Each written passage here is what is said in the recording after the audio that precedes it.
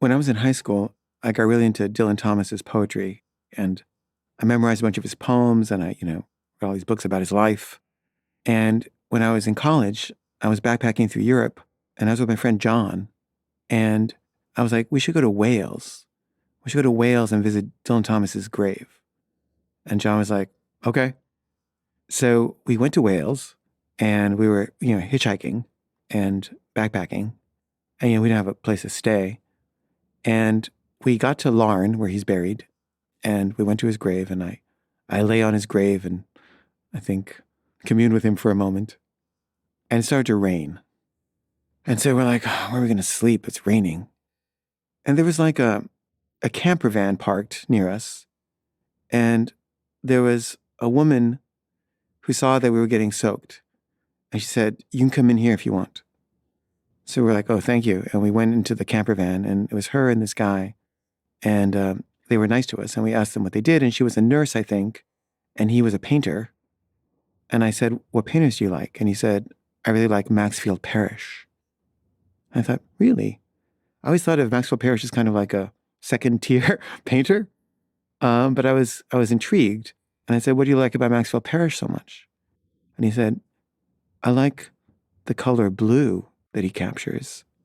He's able to capture the color of the sky as night is falling like nobody else can." And I was like, oh, I guess he's right. And night was falling, and we're hanging out there.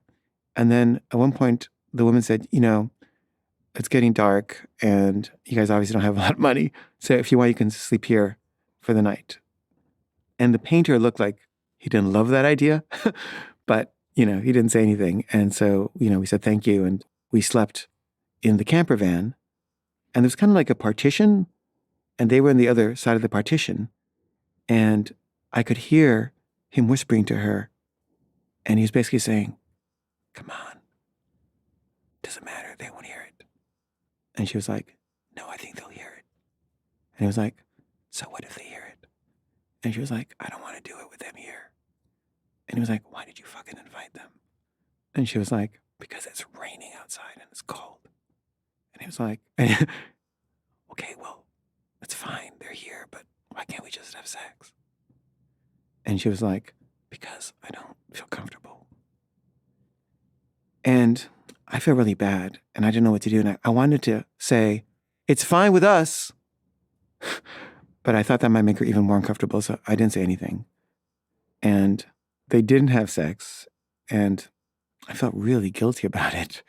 And, they were both so nice. And I really felt bad that I got in the way of their lovemaking. But whenever I see that particular color blue that Maxwell Parrish gets so right, I always think about that guy.